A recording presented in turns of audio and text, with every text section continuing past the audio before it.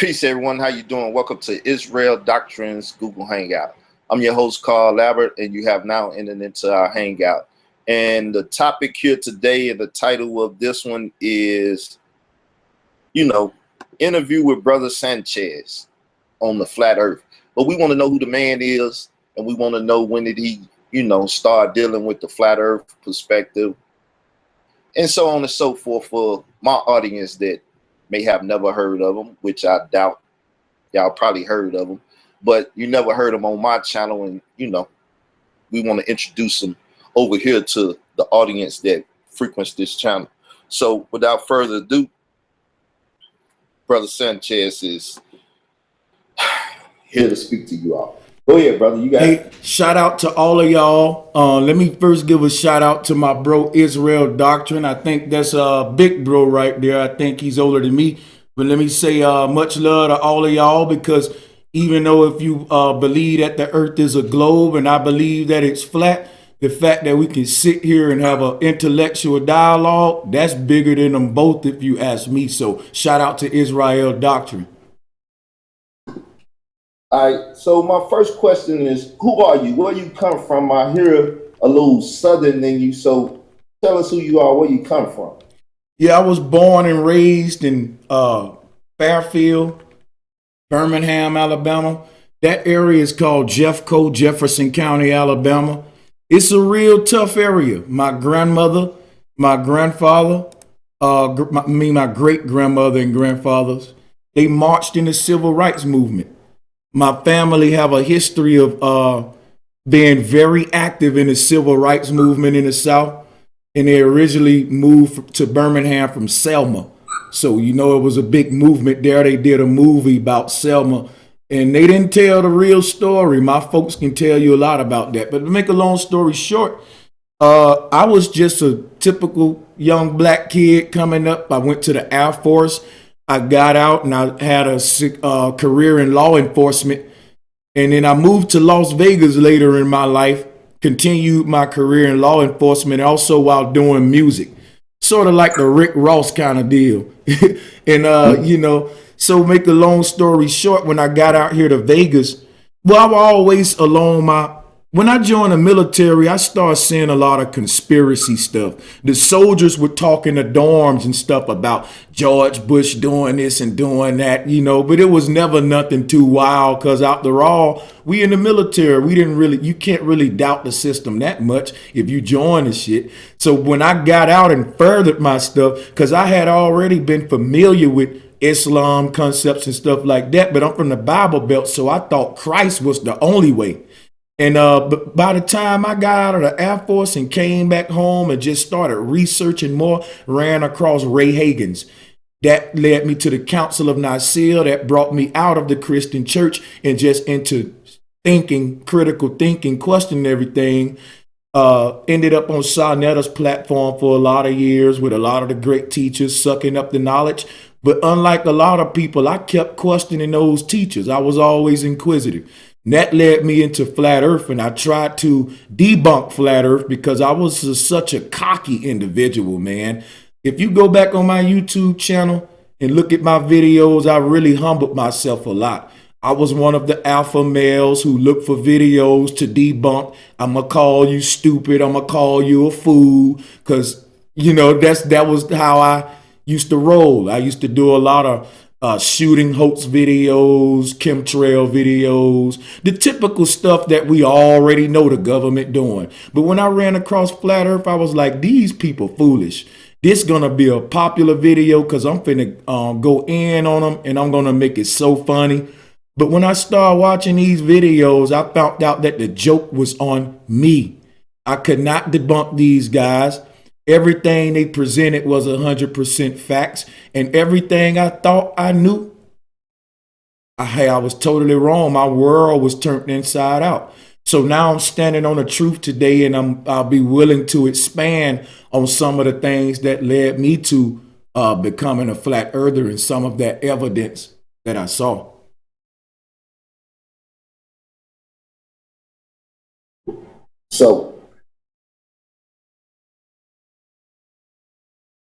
So question is just that. What was the initial video or whatever, or what initial channel did you go to hear them using this perspective that pulled you into the flat earth paradigm? What was the first thing that you dealt with? What was the first channel, first people, and what was that conversation like? Well, it wasn't a conversation. It was me skimming through YouTube videos, trying to find the one that I can make fun of the most. And the more flat earth videos that I skimmed through, and I wasn't planning on watching the whole fucking video. I just wanted to find a short little flat earth video and find a flat earther saying a couple of things that I can turn into a joke, and then just cut that out and make a couple of videos around it. But when I went to the flat earth videos and hit play on them, you're right, like you said, they sucked me in. What sucked me in was undeniable evidence. And I'm going to start sharing my screen at this time to present some of that undeniable evidence to you. I'm going to start with one thing at a time, and you should be able to see my screen right now. Okay. So the first thing that got me into flat earth was the fact that water doesn't bend, water can't hold the shape of a sphere, and water doesn't stick to a ball, excuse me. Can you see this little diagram I have on the screen? Yeah, if you look at the top, people say flat earthers are so stupid. They say flat earth, that's ridiculous, like your man's G consciousness was doing. But if you look at the diagram at the top, which one is ridiculous? Just be honest, Israel. I'm going to ask you, which one of those at the top look like it's more what we notice in our natural environment? Exactly, the green one. Exactly, the green one. But a globalist would laugh at me for saying, hey, the earth is a plane, because if you look at this green model, there's no way that water can hold the shape of a ball like the one at the top on the red. There's no way water can flow uphill. That defies laws of nature. And they have done that to our brains, made us ignore our senses, stuff we know isn't true. Water always seeks a flat level. That's why it's called sea level. But most of us don't see level today. We see curved. So if you look up at the top, that's how a lot of people believe their reality to be. But what makes it all possible is gravity. They say, well, gravity is the reason why it can hold the shape of a ball. Gravity is what holds all of the, gravity holds all this water in the ocean to the earth. But yet a butterfly can fly above the ocean water and it don't pull it down into the water. You have to start using your brain, realizing just because science taught you something, it don't make it true. It just make it indoctrination, especially if when you question it, everybody laugh, because guess what? I don't believe in talking snakes. I don't believe in religion. And when you mention like something like Christ don't exist to a Christian, they react the same way globalists react. They say, ha, ha, ha. How dare you? You don't believe Jesus is real? It's almost like going up to a child, telling a child Santa Claus isn't real. And the child say, Daddy, you crazy. Everyone knows Santa Claus is real. Well, how do they know? If they knew it, would it be a belief? Is it possible to believe something and to know it at the same time? Is 2 + 2 is 4 because you believe it or because you proved it and you know it? You see, but the science we have today, Israel, is a matter of belief. That's anti-science. Real science is a matter of fact. And it's a matter of fact that when you put water on a ball and spin it, what happens is what you see in the demonstration in front of you. Globalists like to use centrifugal force for their argument, but this picture is a very example of centrifugal force. If you spin a wet ball all of the water will fling off of the thing at the center of it. Think of being on a merry-go-round. If I spin it fast, don't you have to hold on to keep from falling off? So how can you spin something and make stuff stick to it? That would be the opposite. But they have convinced us, because we're so dumbed down, to think that if you attach water to a ball and spin it, the water will stick to the ball as opposed to flinging off like what we see in nature. Science can be duplicated on a miniature scale. So if you look at this right here debunks the globe. And I can just keep going with many, many facts that debunks the globe. And if people will be open-minded and get past the initial, he believed the earth is flat, they'll do enough research to understand that I don't believe jack shit. I know that it's flat. The only thing why they can't know it is because they've been taught how to react when they hear the words flat earth. That's programming. But you calling it retarded and people joking on it, saying I'm a flathead and all of that, don't make the earth a globe. It's still flat no matter how retarded people say I am. Water will never flow uphill and it'll never rain upside down. You know, people talk about gravity and, you know, earth is holding all this water. 1 gallon of water is about 2 to 8 pounds. And I'm just guessing. I should know that, but I'm just guessing right now. I can't think of it. 1 gallon of water, all right, 2 to 8 pounds. And you tell me it's trillions of gallons of water in the ocean. And that gravity is so powerful, it's holding all of that water to a sphere. But yet the bubbles that's inside of the water can rise right back up to the surface. Gravity not holding the bubbles down that's in the water, but it's holding all this. Gravity is selective as hell. Gravity must choose what it wants to hold down. Like, does gravity have a mind of its own or a consciousness where it says, I want to pull on the water of the ocean, but this butterfly cool though. I ain't gonna bother these clouds up here, but I'm gonna pour the shit out of this water though. Maybe that's how gravity think. So these are just some things right here where to explain to you why gravity is a theory and not a fact. If Sarnetta would have had a fair platform, I could have taught this stuff to him and Jabari, but they didn't do like you, Israel. I respect you because you are having a respectful discussion with me. This could never happen on Sarnetta platform, and I think platforms like yours should be way more popular than shit shows like his. And I'm not over here to disrespect him. Shout out to him because he allowed me on there, and I wouldn't be right to shit on him after he allowed me in his house. But I can say, hey, his fucking house was dirty. Trash was on the floor. The couches smelled like piss. And I just want to thank you again for letting me hear. And at this time, I want to know if anybody in your audience have any particular questions about flat earth, because there's so many facts that led me into the truth.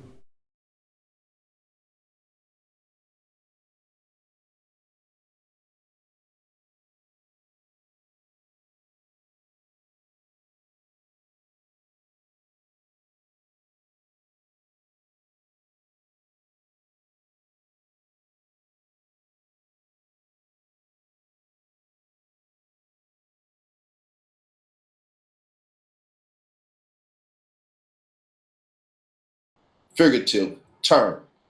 Flat earth, that's a term which you consider it literal or figurative. And once again, how would you break down the position you take? I'm sorry. Could you repeat the last part one more time for me, bro? Literal or figurative, the term flat earth itself. And how do you break down the perception or the position you take?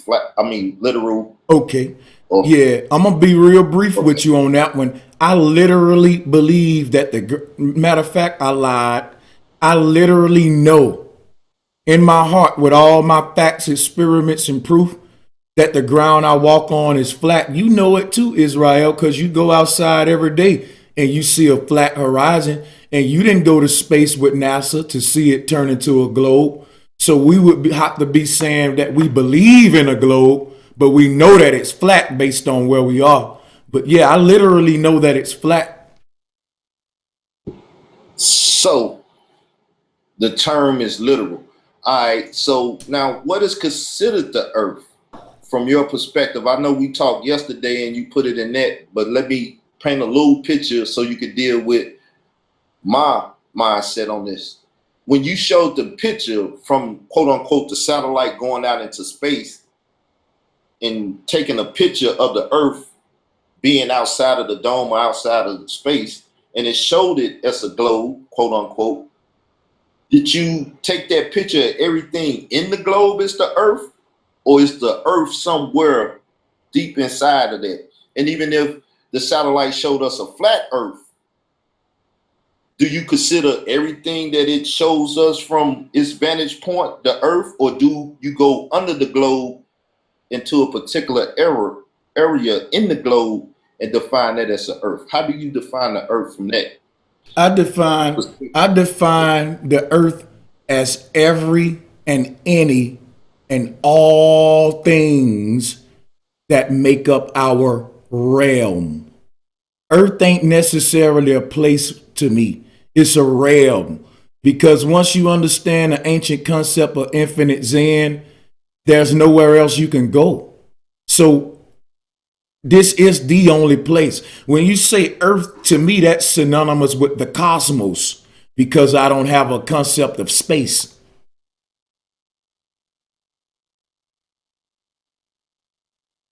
So yeah, just to be simple, earth to me is everything that makes up the realm we live in.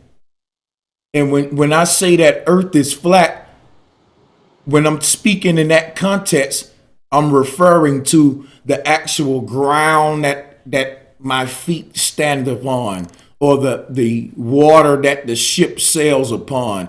In other words, the flatness in reference to earth is simply centered around the horizon that we walk upon, the stage, this line that splits the sky from the underworld. Okay, that's a good one. So what is the earth sitting up on within space, or wherever it's at? The earth, whether if it's flat, it must be perched on something, or it's something out there holding it, an invisible stream of something holding it within wherever it's at.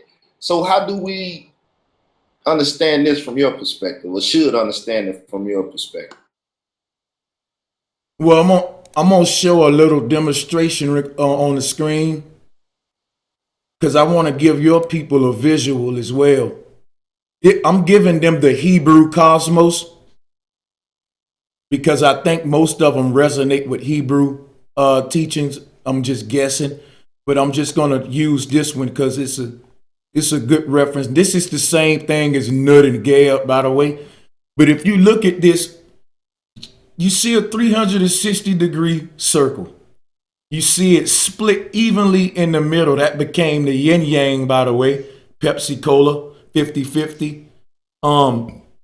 That's the waters being separated from the waters. But what I want to point out, you ask, what does the earth sits upon? If you look at this depiction, the ancient Hebrews said that all land rests upon the great deep.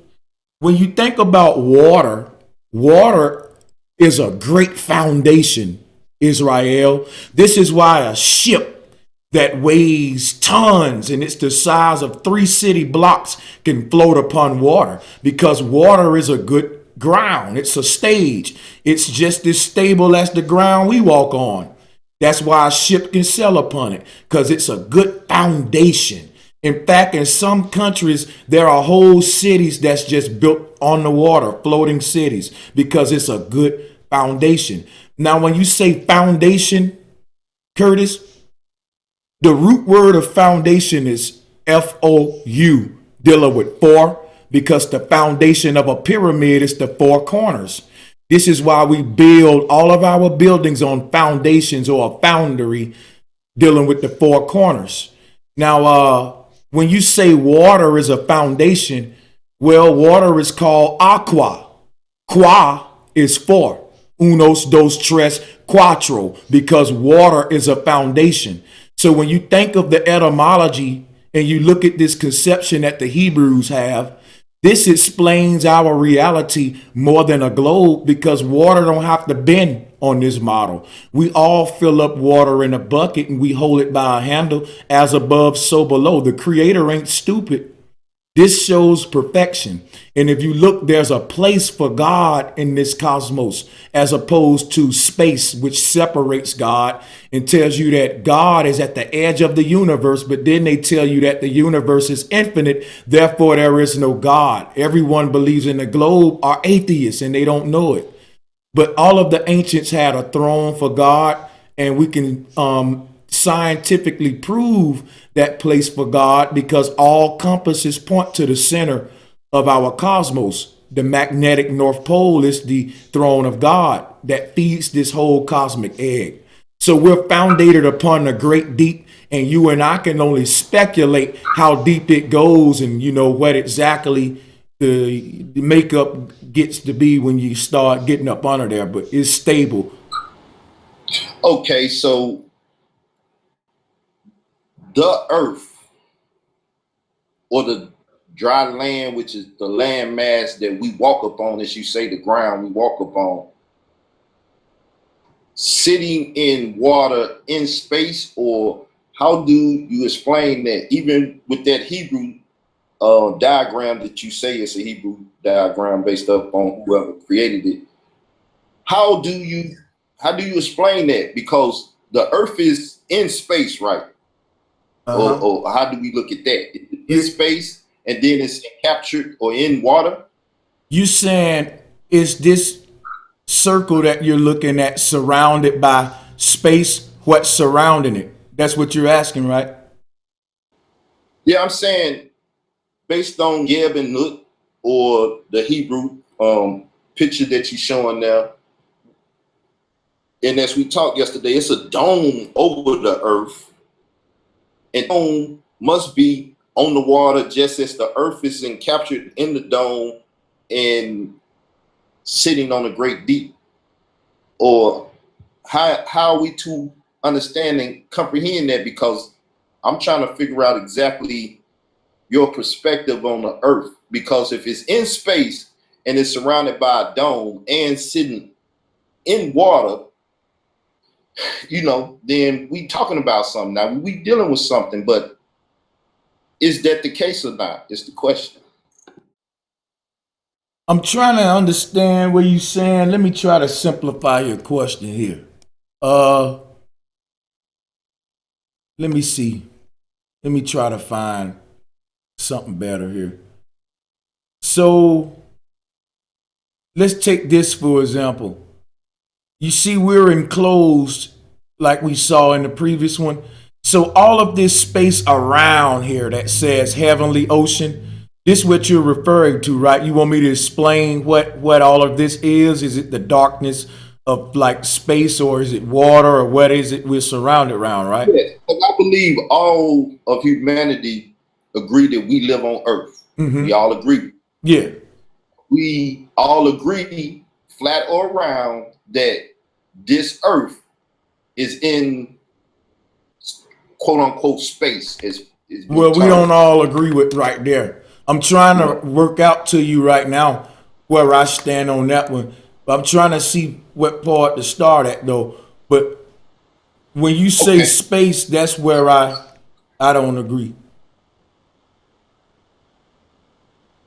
So what I'm gonna do, if you can see this here, all right, this is like, think of bubble wrap paper. All right, there may be many earth ponds just like ours. So when you look at this conception, don't think that this is it. We're in a multiverse. So think about it. The center of our earth is this pole. And if this is true, that we live on an infinite plane with a bunch of more enclosed earth stretched out like this one, that would mean there's just a bunch of centers. And that's what the ancestors said, that exists, this infinite Zen or infinite centering. But on another note, There is no space when you think of this concept. There's just infinite land, infinite. I mean, yeah, we can use the word space, but not in a term of emptiness, in a term of acres, man, more room, not like nothing is there, void, like they try to make space. NASA gives you space to hide infinite land. They give you space as a vacuum and ball up the earth and say there's nowhere else to go because you're stuck on a ball. And they also say, hey, you're overpopulating that ball and we're running out of resources on that ball. But what if there was no scarcity and they was just using that lie as to create slaves, just like the diamond scam? What I mean is this. People say, why are they hiding the shape of the earth? It was one of the biggest deceptions in mankind history because they convinced the children of the ancestors that the earth was a globe. Our ancestors knew that the earth had endless resources, endless lands. Their whole life was spent being expeditioners, establishing their own civilizations. So Columbus, according to some, went on to establish new worlds, and then they balled up the globe to the slaves. So we may be stuck just by an illusion in our mind, a Truman Show. Think of the UN treaty. If we can't go beyond the Antarctica to explore, then how can we prove what we're on? They're hiding something. And I think it's other lands. I think the earth is a plane, like you see here, like a bubble wrap paper. And I think each of these earth puddles is enclosed in a dome. I don't think the dome means that it's a barrier. I think there's openings you could probably go in and out some kind of way, whether it be spiritually and all of that. And this cosmology connects the spiritual realm to the physical realm. And I can go deep in that as well. So would you say, quote unquote, each continent is a different bubble? Or how do you explain 7 continent? How do we understand those land masses and them being the only land mass if it's infinite? Well, check this out, right? Here's a flat earth map. And this, what you're looking at, is a top view of this. So when you see that little chunk floating in the middle of this Hebrew conception, it's just a conception. It's a small form. If you were where God is in this conception, when you look down, this is what you would see. Now, let me show you something else, because a lot of people that see that map, they think that's it. They think that's it, but that's not it. Hold on. There's more lands. So we're at the center, but there's another world or whirl around us. So when you think of the term world, don't think W-O-R-L-D. Think W-H-I-R-L, whirl, like a whirlwind. There are different whirls beyond ours, beyond the ring. And as you can see in this map, there are cracks in the ice that allow you like gateways to go into these other worlds. And you see this second ring beyond ours have its own sun and moon. Sometimes, Israel, we see 2 suns in the sky. NASA don't know how to explain this, so they have Nibiru hoaxes and conspiracies going along. When if you look at what the ancestors showed in this map, we're in a binary star system. So this is what the Dogon was talking about. It had nothing to do with Sirius. And if you look at the Dogon cosmos, it looked just like this. And the North Pole is the great mother goddess Amma. Here is Plato's Atlantis. And it's a mirror reflection of our Earth. So, how many rings? This thing can go on and on and on, or it may just stop right there and then just open up to ice until you get to another ring. This makes more sense than us being suspended in a vacuum, moving around reckless from a big bang that started from nowhere and shit clashing into each other and all that. This shows a creation that's created by an intelligent creator. It's also explained where they get concepts like multiverse from. And think about it. There's an infinite aspect to our reality. Energy can't cease to exist. So why can't the ground you walk on be infinite? The ancients looked at Earth like a realm. And in that sense, it's not impossible that the Earth can be an infinite realm.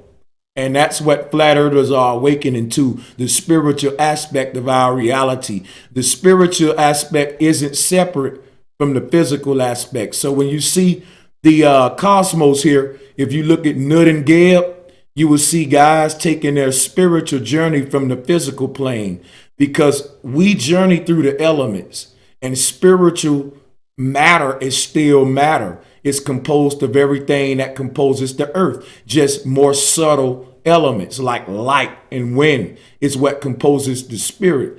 And of course, a lot of elements we can't perceive. But when we transition, everything is magnetically attracted to the North Pole, and it journeys there through the waters above, just like you journeyed here through your mother's waters in the womb. Not only that, but your mother, she made an arch for you with her belly, just like the Most High encloses us in an arch or a covering, which became a covenant. So a cove is a cave or a cavern, meaning an inner dwelling, and not they got us living on the surface of a ball. We don't see that nowhere in nature, Israel. This was called the cosmic egg by the ancients, and all life lives on the inside and is protected by the egg. Why would the creator be a dumb God creating a reckless, chaotic universe like they give us, and nothing is protected, nothing is foundated? This shows a cosmology that man is smarter than God when you look at heliocentric cosmology. You got stuff clashing around everywhere. You got vanity planets that you can't land on because there's no life there. You got stuff going around everywhere. And it just shows a creator that's not intelligent. When you think of heliocentrism, after researching flat earth more and more, it's really blasphemous. It started from nothing. It excluded any intelligent source. And it wants us to believe that this perfect reality we experience just started from a mishap.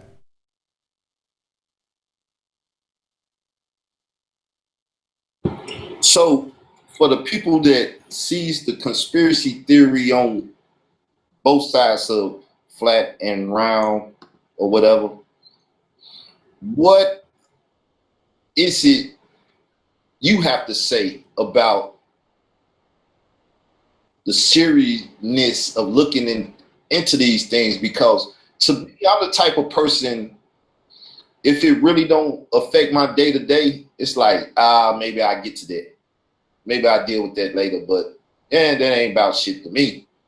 So what do you have to say to those type of people about the seriousness of flat or round earth? How do it change their day-to-day life? I'm glad you asked that. Before I answer, let me address my audience real quick. Hey, let me give a shout out to Wake the Sheeple. Thank you so much, my brother Wake the Sheeple. Make sure y'all subscribe to Wake the Sheeple. I also he's probably muting himself. I also have a poem. That I'm gonna be reading from Wake the Sheeple. So shout out to him. I'm gonna get back to the show with Israel right now. Okay, I'm back with you, brother. I think you was asking me what does it matter. Well, first of all, I want to ask you some questions while we answer that if I can. And let me just wave to everybody out there. How y'all doing? Show my face on camera real quick. Now, let me ask you a question, Israel. Does it matter to you if you get the lie or the truth in your reality? Does lies and truth matter to you? I mean, Yes, not lies does and truth. lies and truth matter. What I'm asking you is, does it matter if people tell you to lie or tell you the truth in your life? Does that matter to you? Do you value The truth? subject. Yeah, I value truth. It depends on what it is. Like, if you robbing something or doing something and you lie to me about it, I'm glad you didn't tell me the truth. You know what I'm saying? If we riding in the car, I ask people, "Are you riding dirty?"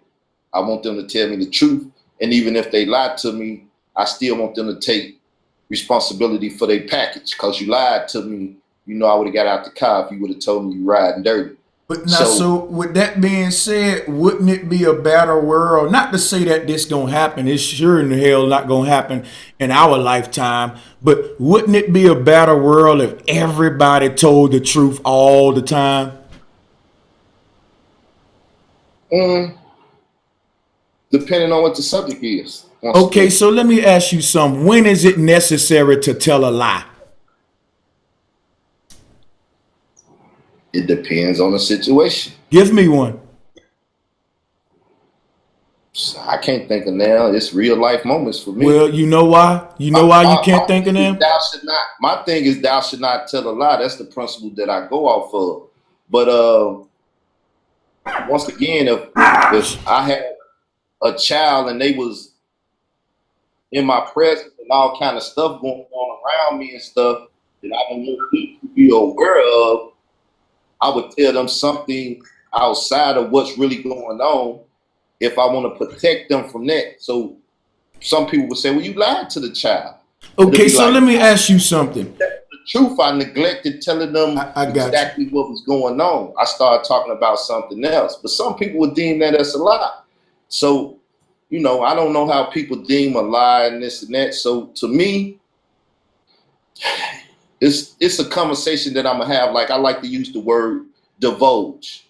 If I you got ask you. me something, depending on how you ask me and you give me, some technical stuff, I'm not going to explain stuff that don't need to be I got explained. you. I'm going to do a technical question. And you be like, "Well, you lying." No, that right there is what I'm answering. Now, it's other stuff. If I say it, it'll bring more light to it, but I'm not going to say it. I got you. If you ask me, then I might be compelled to say it. So it's a thin line, I believe. Okay, so and I don't want you to speak for nobody else but yourself when I ask you questions. So when I ask you questions, my brother, don't even think about nobody else. Answer from your mind, from your heart, how you would answer. And I'm gonna ask you some more because I'm just trying to move on with the question you asked me. You said, what does it matter? I'm gonna ask you another question. Is there ever a good time for your government to lie to you? I don't know all that. They can tell a lie, tell the truth. I'm gonna deal with whatever circumstances that before me. So, like I said, I'm just a certain type of person. I really don't care about too much. That's like this town. There's a lot of stuff that goes on in this. I tried to run for mayor so I I could feel be in you. a position to hear what's going Okay, on, now deal that's with a what's good going example. on. I want to use that example. You said you did try to run for mayor, Yeah, I was trying to be the mayor of my town so and I could deal with issues that I don't shout know about over here on this side of the, you know. shout out to you for that. I'm gonna use that example. Just say you got two mayors running, and they need the votes of the people, right? And these mayors get up there and they start talking about their lives and how much they care and how much they've done and how good of a family they got. But then one of the mayors, it comes out that he's a bold-faced liar, and the people find out he's a crook and that he been cheating on his wife, abusing his kids, and stealing money. Which one of them mayors you think that they gonna pick? The one that told the lie or the one that told the truth? The one that they want, because Donald Trump just told everybody that he'll do all kind of No, wicked I'm things. talking about with the example I just used. Which one would you pick in that scenario? Oh, the one that I will pick. Well, I thought we was talking about what the people, but me, Shit, I'm gonna pick the one that still got the best political policy for me. That's Okay, what I'm gonna pick. so let me make a point with that. That kind of thinking right there is why flat earth is necessary. And that reason right there is why Trump in office. Nobody cares about the lie. People just care what they can get. And see what these liars promise you, you never get it because you didn't care that they was a liar. So when you say I'm gonna choose the one with the best political, hold on. When you say I'm gonna choose the one with the best political plan for me, and you don't care if that person a liar, you really think that you gonna get what they promise you? That's why we keep getting ripped off. That's why I want you to answer me from the heart and be truthful, brother, because this is how we're gonna make impact. Let me deal with that though, because both of them lies. So now what you gonna do? Okay, this one killing people off, this one lying about that, this one raping and molesting and doing, so both of them evil. Now you saying, well, when you find out both of them is evil, what you gonna do? I'm gonna answer that. With what? For you. I'm just saying I'm gonna answer the question. You have to do what's best for you. This is why I'm stating that, because who they give us and who's running, both of them are liars. Both of them is this and that. When let me just finish this up. When Bush and John Kerry and George Bush, both of them were skull and bone. So which skull and bone do you want to lead you? Is the question. I want to answer you. I really do. See, what happened just now is you took my scenario and made it something else. I'm not for government, period. I'm anti-government. Listen, hold on.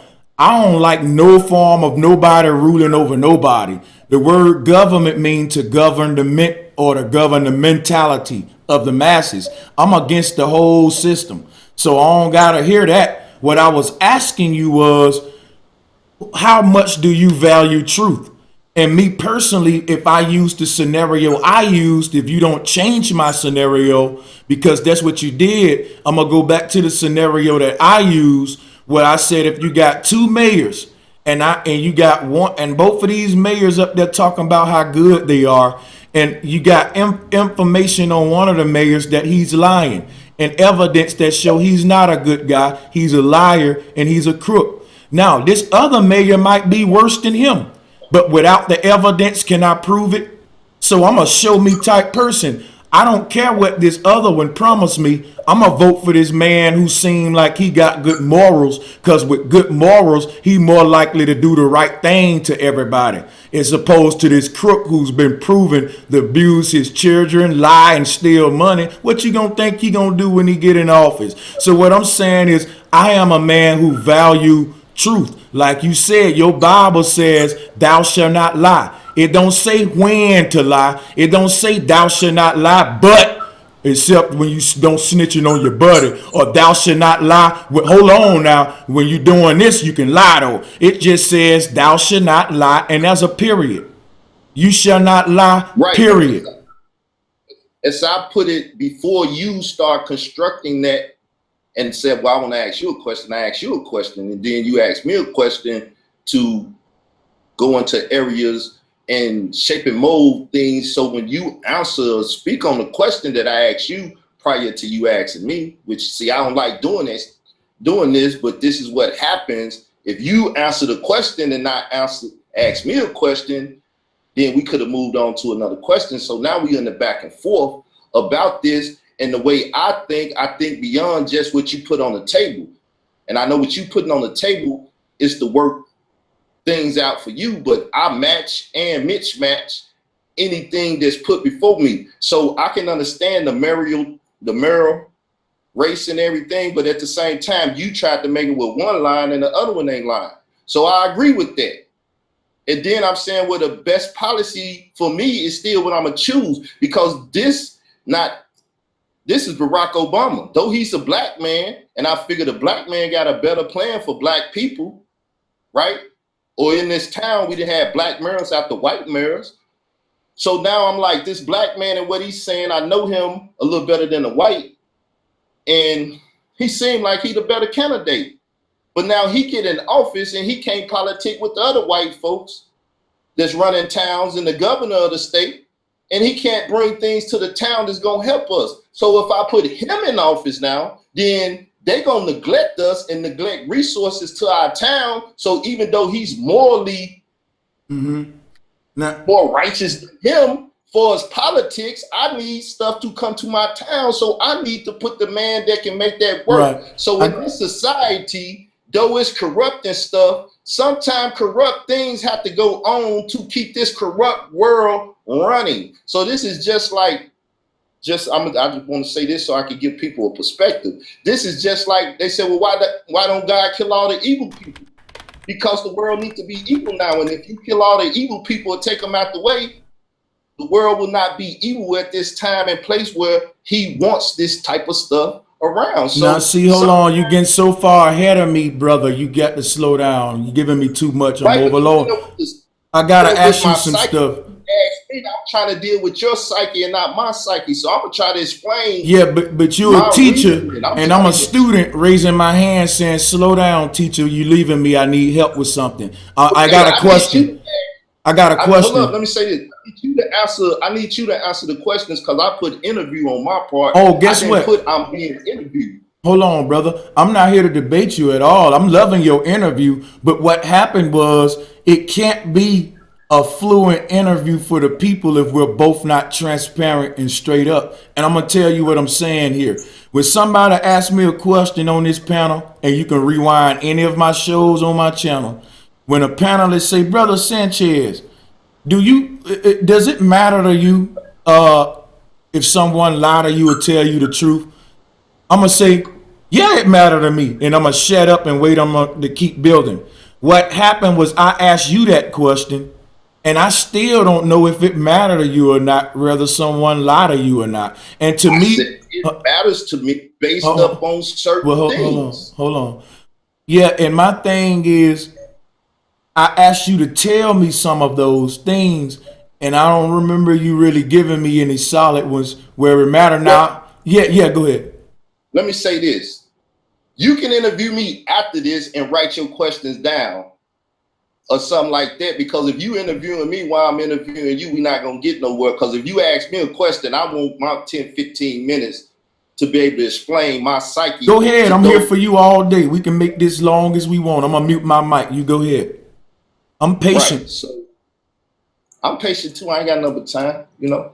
So if you want to deal with that, you want to ask that question again, if we deal with it, I can deal with that. Well, let me say the reason why I'm asking you this is because remember, NASA is lying to us. Science, Neil deGrasse Tyson, these people are lying to us about the shape of the earth. They're lying to us about the nature of the creation, because that is how we interpret the creator. We don't know the creator outside of the creation. So how do I know the Most High? By interacting with the roses, interacting with the wind, going to the beach, and I know the nature of the creator. When someone's misinterpret the nature of the creation, they are interpreting the nature of the creator. So if you believe in space, you believe in planets crashing together and a creator that's mischievous. So when I ask you if it matters if someone lie to you, then this is why I'm asking you this. So I'm gonna mute my mic. That's why it's important. I want to hear from you. Okay, so believing in planets crashing together, I don't even know if there's any other planets in the world. So why would I believe that they're out there crashing or will crash? So once again, my reality is what's in my circumference, all that I can survey, depending on where I'm at. All that I can survey is what I'm really worried about. Now, what goes on in the rest of the world might affect me, but until it gets to me, it don't really affect me. I need to worry about my surroundings and all that I can survey, right? Because it's conveying a message to me and it's telling me certain things. I hear something go on. I say, oh, sound like a car just screech. I need to get out of the way. It might be trying to hit me. Or I hear gunfire. Maybe I need to duck under the table and stuff. So this is how I work. Everything that I have to deal with is this. So I'm not worried about what's out in space until that shit get into my space. Oh, okay, this is all right. I got to deal with this. So I'm not the one to float off beyond that. So when you say people lying to me, if I go to the store and they try to cheat me out of my change, then that's going to affect me. If I stop at a stop sign and they tell me that I didn't stop, I was still rolling, that's going to affect me. You're lying on me and you're lying about this situation. So now taking that to the mirror, I can't get it out. The mirror race, right? Once again, what if they lying or telling the truth? It's their politics and what they're going to be able to do for the community, me, and my surroundings. You might be the most righteous person in the world, but you can't make the political things happen because in politics and stuff, they have to lie to each other. So why would I put somebody in there that will not lie? And that's what it takes to make the politics go around. So I ain't got to lie. But I take the person that does lie and put them in a position to do what they do to bring me in a better position. So that's my psyche on that. I don't have to lie. I just put the liar in a position to lie. The thing about it is, you not lying and the liar is not really the problem. It's the lie that's the problem.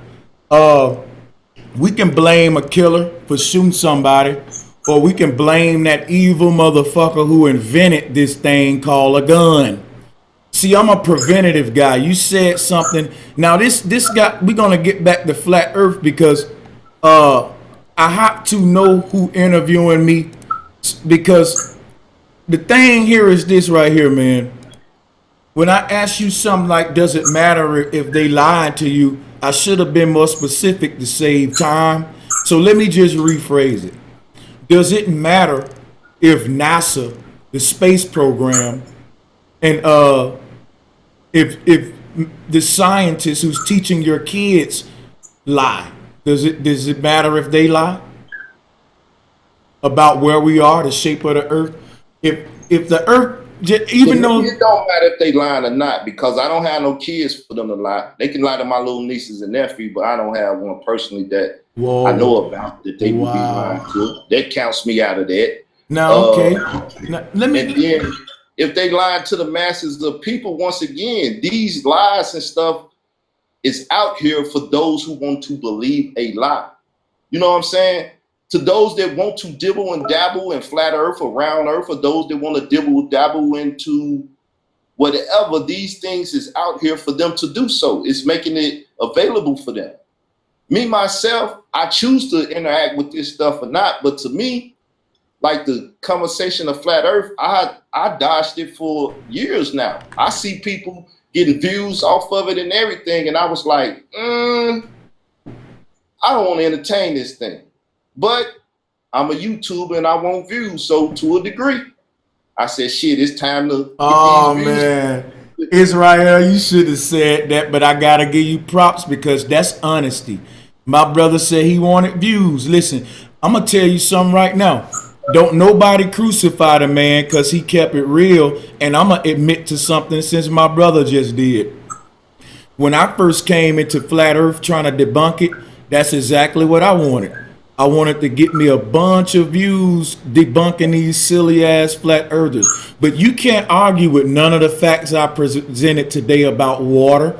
You can't demonstrate how water can hold the shape of a ball. So I can never be a globalist because natural laws debunk the globe. But when you ask me what does it matter, why I think it should matter to you whether you have kids or not, because if Earth is an infinite plane, then why the fuck are we just stand here being slaves, working our lives, getting vaccinated? What if there are paradises just beyond your reach for you to go to? What if there's, think about it, they say there's new species being found. Where are these new species coming from? Lands beyond the ring?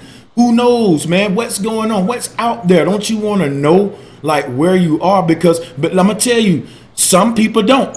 But I'm going to tell you like this. All these questions I'm asking is related to the creation. I'm asking questions about the creation so I can see where I am in relation to the creator. I believe that the creator wanted us to know all of these things, but man and his ego and his filthy ways put himself in power over the people and hid a lot of knowledge for them. If you research Masonic cosmology, it's the same as Nut and Geb. It's the same as the Hebrew cosmos I just showed. It's the oldest cosmology on Earth, by the way. All of our maps are flat.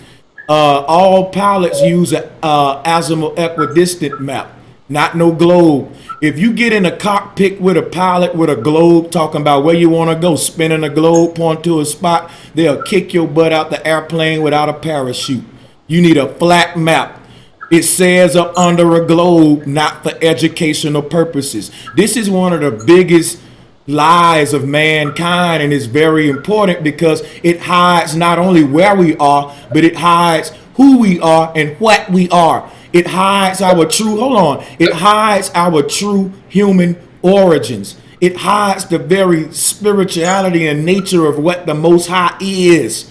And it replaces it with a bunch of books written by men and a bunch of theoretical science that you can't prove. Just like you can't prove the existence of none of these gods that rule the world. Their science is a religion. Their science is a religion. That's why it's based on theory. It's another form of theology. It's not facts. It's belief. Well, theology is the study of the creator, quote unquote God, of theos. So if you're saying getting in touch with the creator and this and that, as the Egyptians did by, deifying, different aspects of nature, or trying to personify the different aspects of nature by calling them netters and saying, well, this controls the wind and this controls the water and this controls the earth.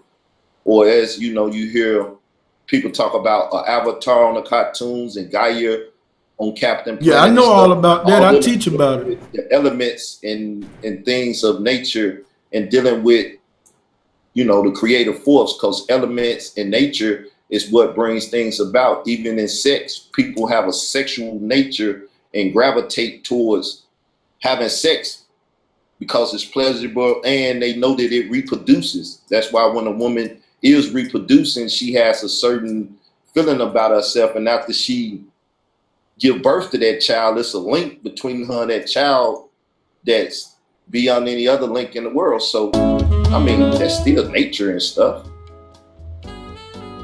which deals with the creative or creative forces. Well, you said something earlier that I disagree with, and then this is an excellent flat earth discussion. This ain't a debate. Everybody in my chat room giving you props, Israel Doctrine. They said it. They loving how the flow of the show going today. Hey, everybody on my side, make sure that y'all subscribe to Israel Doctrine's channels. One of them is re-uploaded, and then he got another one that's just Israel Doctrine.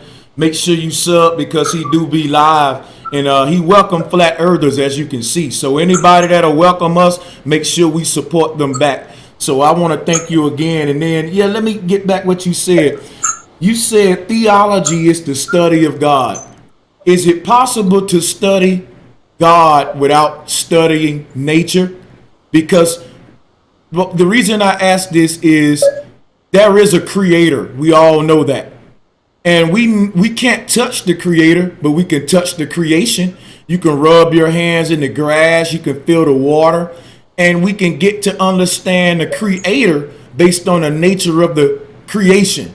So is it possible to study the creator with excluding the study of the creation like theology do? Nah, even in Romans 2, it said we know him by, just try to get the scripture for you. I won't read it. I'll just get so people while you get that, let me ask you something, because right off the bat, you said you know him by. How do we know nature is a him? If you will. Well, you said the question was, do we know God by his creation, right? No, my question was, is it possible to study the Most High, or is it possible to study the creator without studying the creation like theologians do, like theologians do? Right. So when you say creator, that's a him for me. Why would It's that? a Why that's subjective. It can be what it want to be for anybody. Some people may think the creator is an alligator. So when I say creator, whatever pops in your mind is just personal. We don't. The reason I didn't say the mother goddess, because that's my personal belief. I believe that the creator is a great womb. But if I say that, I'll throw everybody off. So I just say creator to keep my personal beliefs out of it. And I recommend that we use that term so that we both can just have a conversation. We know that something created this creation, right? So that creator, I want to know, how do you know it's a man? And is it possible well, to, so huh? it's both. Earth is considered a woman, and God is considered a man. Okay, now I It can said go with that. God I can go with created that. man from the dust of the ground, so he interacted with the earth, which we consider Mother Earth. That's where people say Now that look, from. you're gonna get into, and I don't mean to cut you off because this is your show, but you was gonna get into that. I'm gonna tell you that's also a biblical belief that everybody may not believe, but also what we all can agree on was what you said at first, that the creator has to embody both masculine and feminine. So I can agree with you on that. And I was saying that to get to theology, because they neglect the study of the creation, but they say if they study in God, this God they're studying must be excluded from the creation. So they're not studying the creator, they're studying their different gods, so my thing is theology really studying the creator, or are they just studying man-made gods? Because that's, you can't really study the creator without acknowledging the creation. Right. Well, on the two greatest commandments, you gotta love God and you gotta love your fellow man. Then when you go further in the book, it said, how can you love God and hate the one that you see every day, and God you haven't seen? So even his creation, if you deal with the text, it tells you you can't abuse animals or abuse nature. That's why you have him saying, work the land for 6 years and rest on the 7th year, and even let the land rest so it can give you a better crop and stuff. So he tell you how to deal with man, animal, and himself and everything, his creation and everything that's in it. So that's why I use the book and go to it and deal with the knowledge that I can gain from it, because I'd rather deal with it than try to go talk to somebody and they try to tell me something. I take what needs to be taken from the literature and applied in life in this literature, which I say is the best literature for our liberation. It does the perfect job for me. It keeps me from floating out in space and, alien people and, some David Icke, reptilian people. And I've been knowing about David Icke since 94. But I knew about him. I even read some of his books because my eldest brother introduced me to the books, but I was like, that's, too deep for me.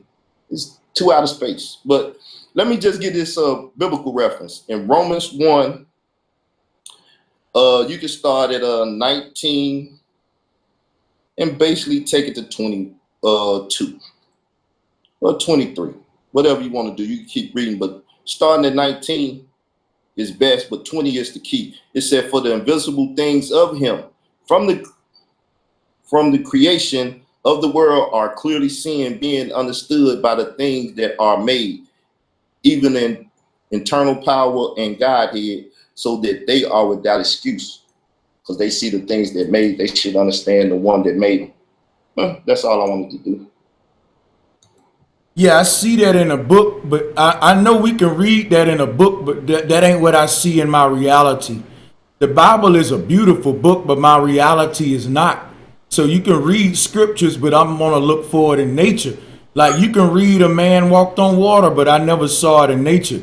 So when you talk about reading a book to get to know the creator, you only get to know the author of the book, which is in this case would be King James and a lot of more Masons. What I'm referring to is the true creator, the one that wrote the book of nature that you can only read by going outside and interacting with the wind, letting the sunlight touch your skin, smelling the wind, touching the grass, feeling the dirt, being a scientist, questioning what's around you, as opposed to opening up a book thinking that you can know the one who holds infinity. No man can hold the power of the Most High in his little book and have a table of. Hold on, brother. I didn't really cut you off. I want to just finish what I'm saying. I want to say what I'm saying. I'm gonna finish after this. No man can hold the infinite power of the Most High in his little book and give it a glossary with a table of contents and have a little, dictionaries where you got to look it up. And this matter. Furthermore, God isn't limited to someone who speaks like Shakespeare. The God that I know don't even speak the language that man knows. I never got to finish, but go ahead, brother. It's your show.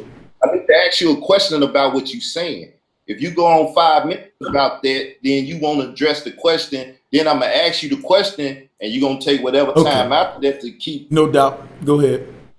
So my understanding of literature or a book is different reasons things written. But the first reason we have any type of writings is to pass information to someone else.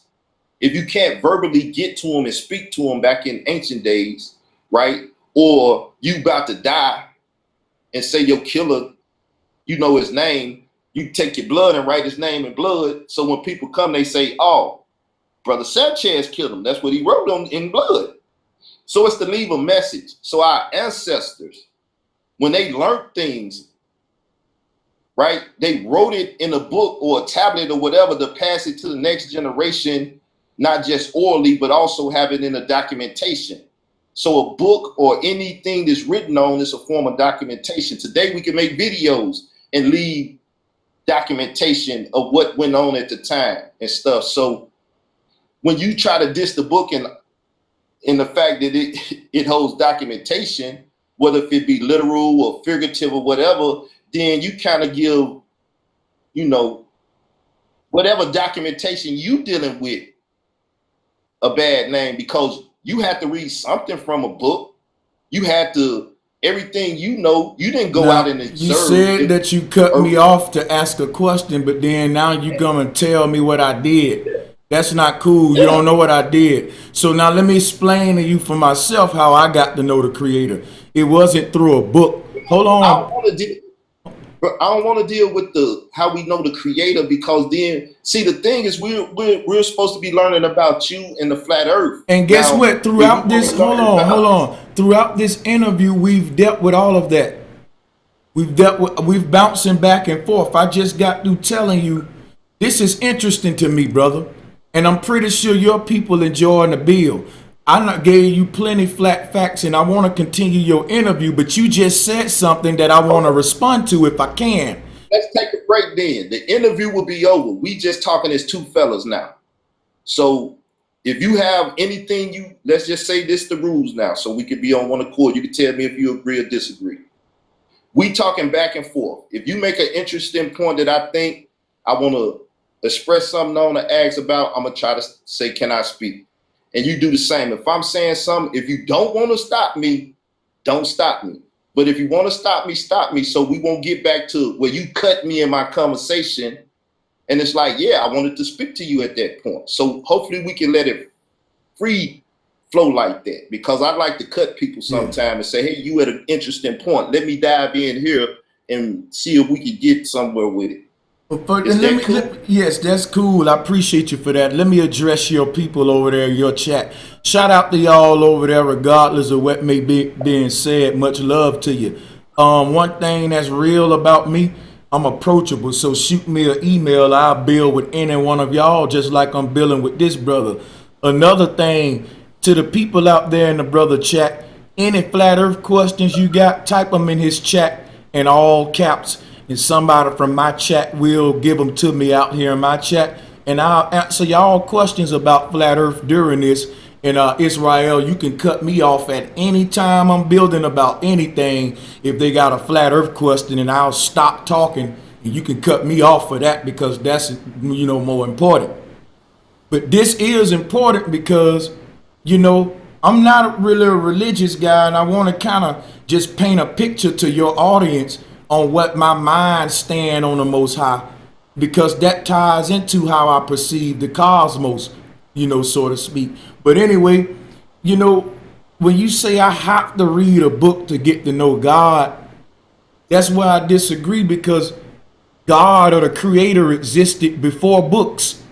And people always knew the creator before printing presses, because the original book of life is nature. When you go outside, you're reading a book every day. You're interacting with the Most High's creation, and you're learning. When we was one with nature in the woods and all of that, we knew everything we need to know without opening a book. So when you look at the world today and you go to other countries, the people without the books, they know more than we do. The people in the Amazon, they building their home ecosystems in the rainforest, building their own homes. They outlive us. They never saw a doctor. They never read a book, and they know more than we do. So the books came along and dumbed us down and caused many wars. The books was never the answer.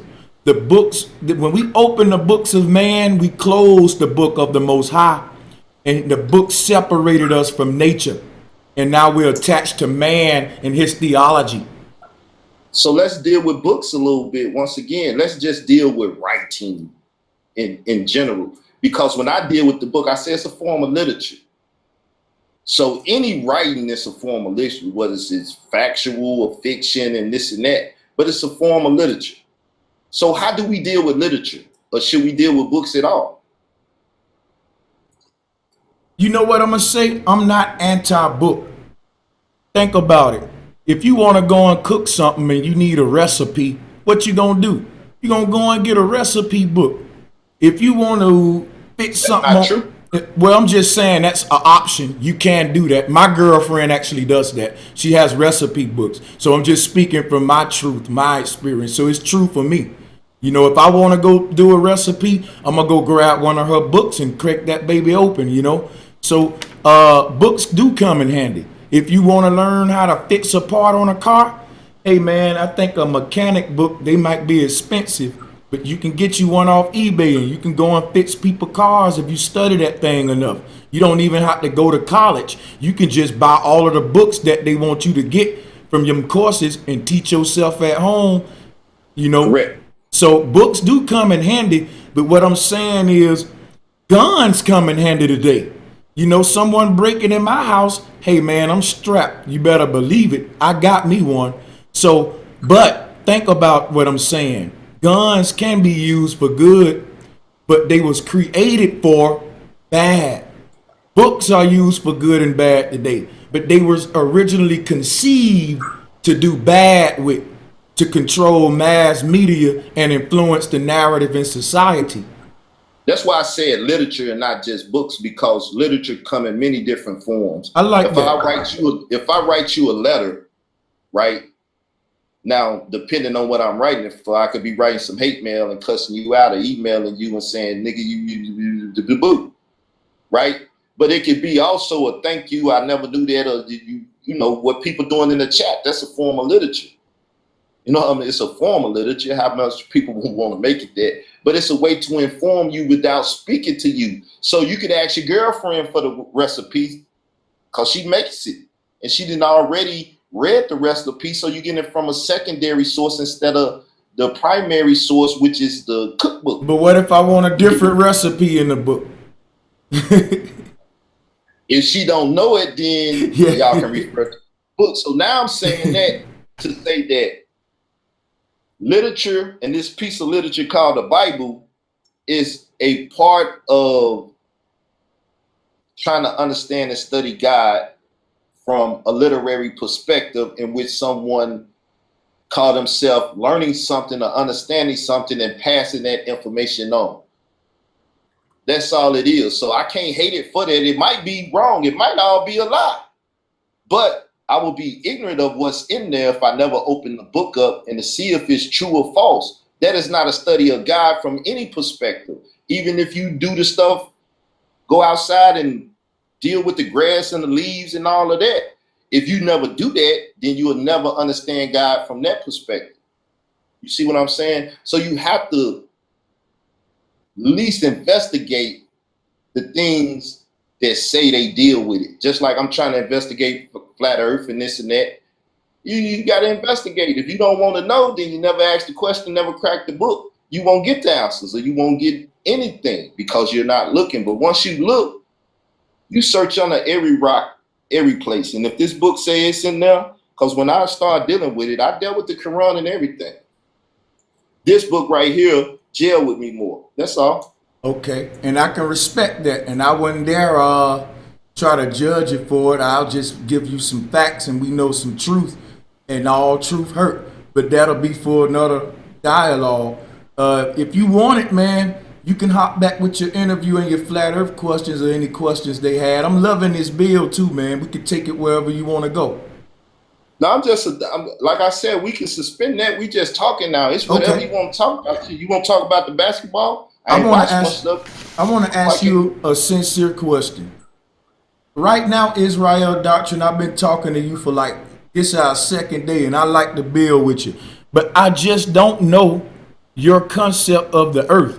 I know you said that it's flat.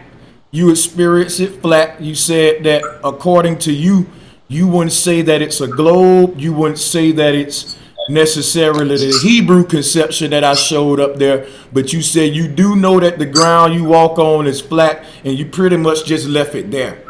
Now, that's actually good. That's somebody who just dealing with, listen, it's all I can prove. I'm going to keep it real, boom. I really can't fault you for that. That's being real. But do you have any conception in your head of what the earth looked like, what we live on, or could you draw it out on paper or give us an example? Talk to us about it. No, I don't have none of that. Like I said, I could go out, I could take a picture of my outside environment and say, that's the earth. And on that earth, on that ground, that's a house there, and that's a house there, and there's a road, and that's going to be the earth to me. Right? But my concept, as I told you, I come from a biblical concept. So this is the framework which basically a program, however you want to say it, it don't matter to me, my indoctrination of what the earth is, right? So it says in Genesis 9, 1 and 9, God said, let the waters under the heavens be gathered together unto one place, and let the dry land appear. And it was so. And God called the dry land earth. And that's my concept, that when I'm on dry land, I'm on earth. And even if I'm in the water and I can touch what should be dry if the water wasn't there, seeing I have enough common sense to know that if the water wasn't there to be dry, the sun would be on it and it would soak any moisture or whatever out of it, making it dry, then that's the earth. And that's my concept. So now let me ask you something then. So the dry land to you is the earth. This is interesting because when you're on a ship on the ocean and you go all the way down to the bottom, you reach land again. So the water sits upon the land.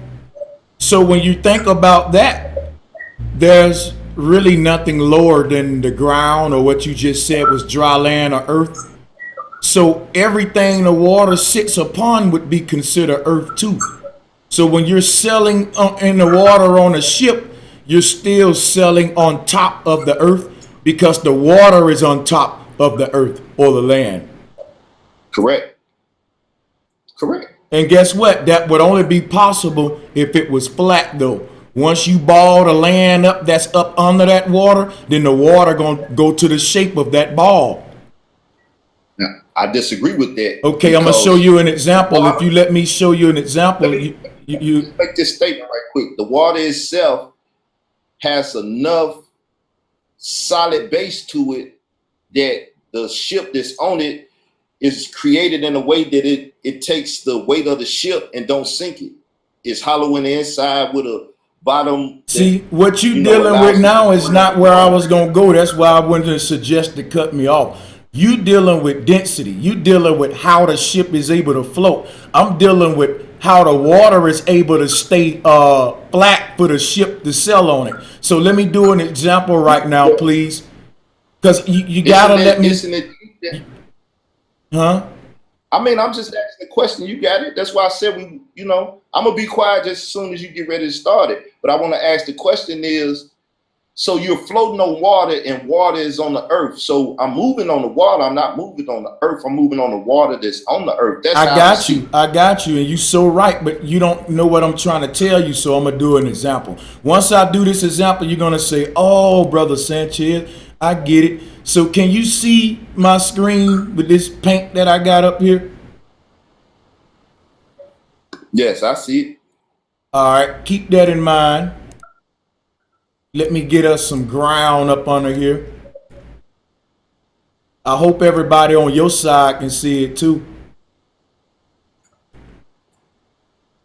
Now, can you see this right here? All right, so you see that the brown ground, the water sits on top of that ground like I just was saying, and you got the sky above that. Are you with me? Yeah, I'm with you. Okay.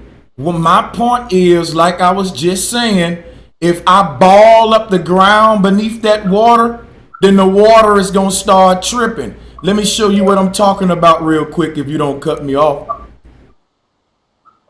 If the ground was like this all of a sudden, then all this water on the right here, my brother, will have to start flowing downhill this way and downhill this way. You do get that, right? No, it wouldn't. Wow. So if right now, I'm gonna ask you a question, right? Why? Hold on, wait. I'm trying to make sure you get this. If the ground that's holding this water right now is flat, and all of a sudden I just ball that up, ain't nothing gonna happen to the water, it's just gonna stay like this? No, the water level will change because the water is gonna go in. That's what I was. That's what I was saying, brother. Now you in agreement? That's what I was saying. Hold up. You saying that's what you were saying, but what you were suggesting and what you just did is that the water. You say it's gonna flow downhill and do that. Yes, it is. For me, it sounds like you saying that the water is not gonna flatten out and be straight anymore. No, I'm not saying that. Hold on. Let me explain what I'm saying. You got to listen as much as you. Now you interviewing me, the flat earther, and I'm here to teach. So a big part of learning. The interview is over with now. We just talking. But now we're dealing with flat earth, so it ain't just talking. I got slides up. I'm actually teaching. But I can't do it if you don't listen more. The student has to listen more because I know more about flat earth than you. Let me explain it, not you. You can explain to me how water would operate on a globe with gravity. And I can explain to you how water operates in our natural reality with density. And that's what I'm trying to do because I've researched it. Now, I'm telling you how we're both saying the same thing, but you is being argumentative and can't see that we're agreeing. So let me point that out to you.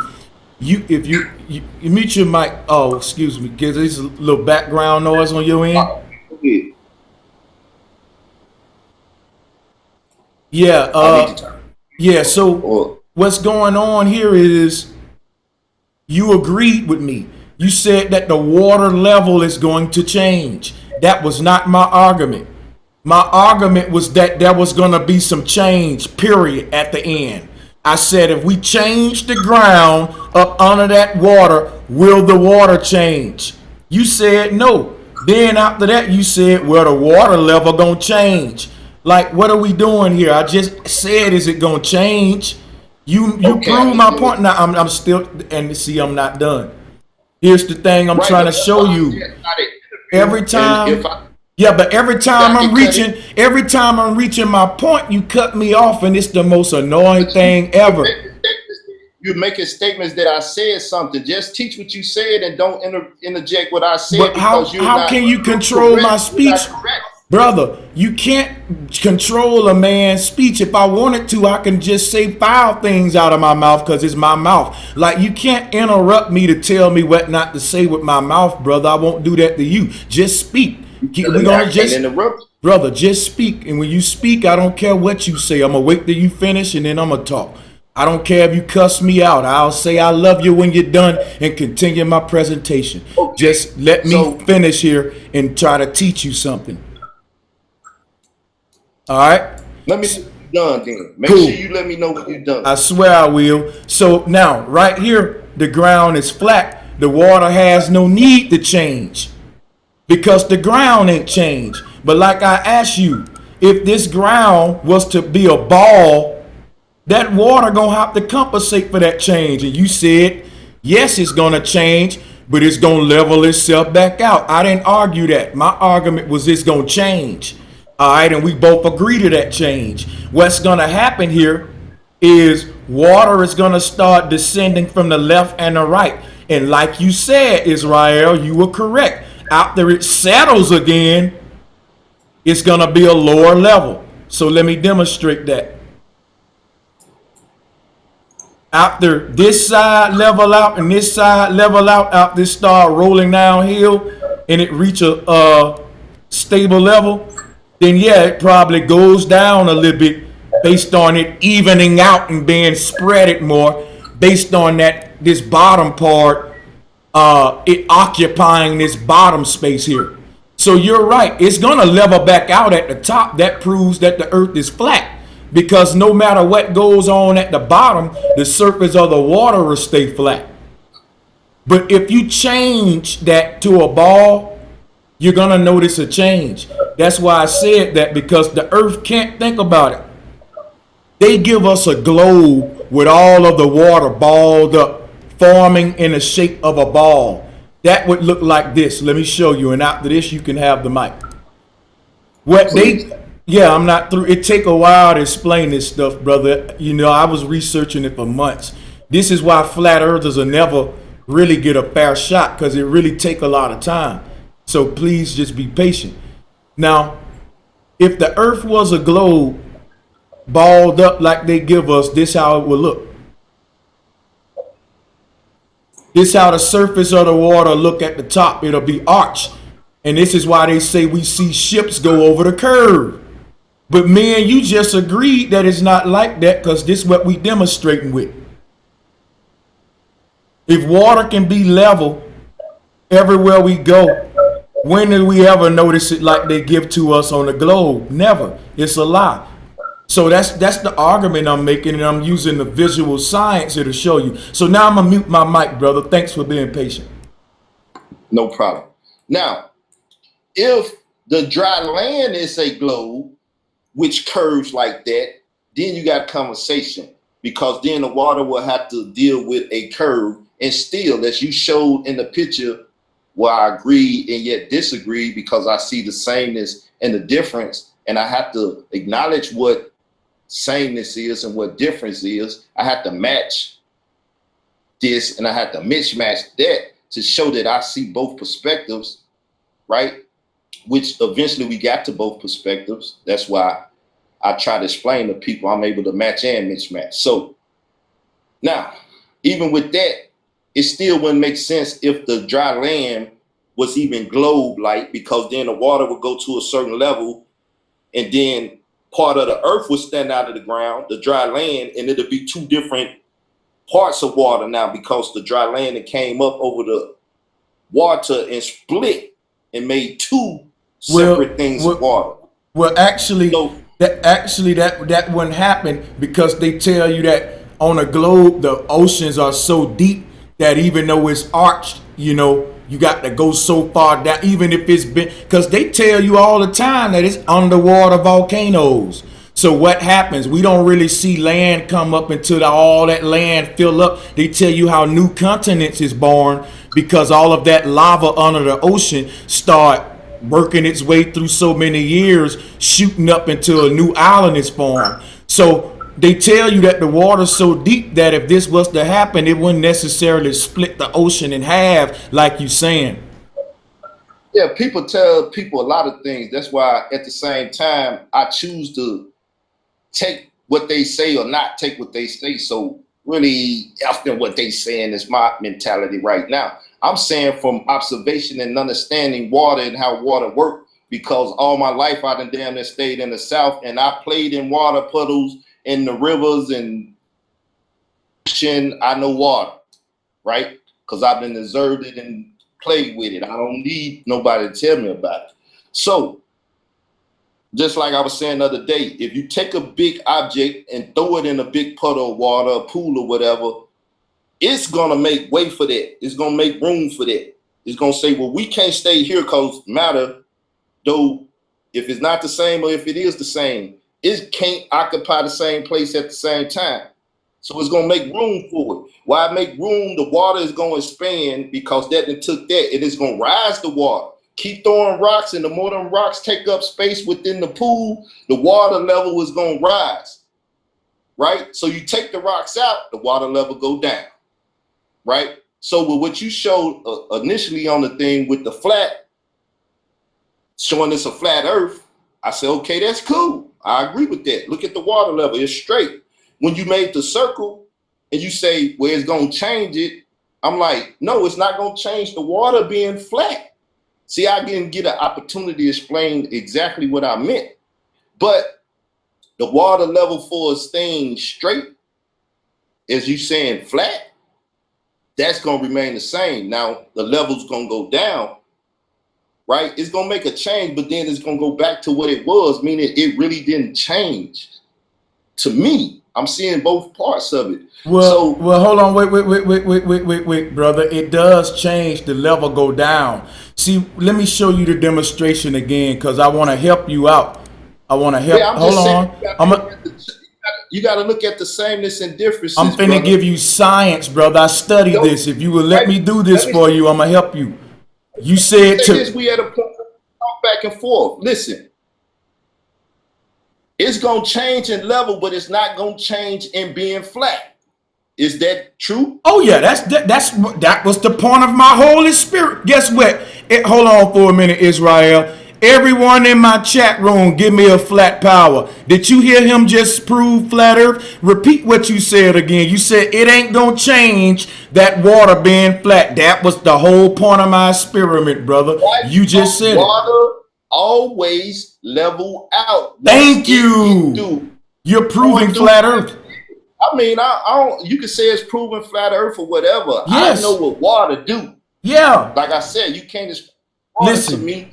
Hold on. No, I'm not arguing with you. I'm complimenting you. Listen to what I'm telling you, Israel. Everybody on my side are complimenting you. You may not be a flat earther, but you're actually proving it now. I'm not trying to convert you. I'm just telling you thank you because I'm going to show you about how you're proving it with what you're saying. So in the future, if you're not trying to prove it, you won't say those words again. You said water is always flat. That's what flat earthers have been saying, and globalists don't get it because they believe water can hold the shape of a ball. You just said water is always flat. And man, you just made me just wanted to cry with joy when you said that. You're a flat earther and you don't know it. Now let me show you something. Hold up, let me just say hold on. Okay, go ahead. I said that the other day before we even got started. You would consider me a flat earther. I'm going in a figurative manner though, more than just a literal manner. I appreciate you. So I don't have no problem. I appreciate you. Now check this out. You see the ground right here, Israel, like you said.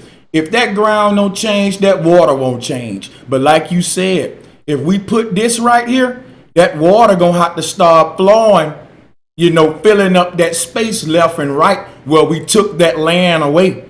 We got land covering both of our corners, holding that water right there. The moment I start balling that land up and doing it like this, I just took some of the dirt away from them two left and right corners. So the water gonna run down there. And like you said, if it wasn't a lot of water, if we keep raising this, like you said, it'll split the sea. Just like that, Israel, just like you said. But we don't see that, Israel. You know what we see? Let me show you. Hold on. This is what we see. We see under the ocean, there's mountains. There's all kind of landscapes under the ocean. Some of them even stick out to make islands. All of this is under the ocean. And guess what? The water is still flat. If it was balled up like NASA show us, then we ought to be able to account for it. And that's the argument flat earthers are making. Because if you look at this picture now, this is a distance of a couple of hundreds of miles. If this was a, natural viewpoint. So If I was standing on the beach, somebody would say, Brother Sanchez, you just saw that ship go over the curve. When me and you here doing this experiment proving that it couldn't have went over a curve, because that would mean water had to be balled up like we said. So that's why I said prove flat earth. If you get your binoculars or your telescope out, you can zoom right back in and the ship will come right back into view. Brother, though, we're in literal, that's flat water. That ain't flat earth. Listen. I just told you a minute ago when you told me to define what the earth is to me. I told you, to me, it's dealing with the horizon. What you're looking at is not water. We're looking at the horizon. If you want to talk about what's flat, the water has waves on it. But you perceive it as flat because there's something called a horizon, which deals with the horizontal aspect of how we overall viewpoint of how we perceive Earth. It never bends.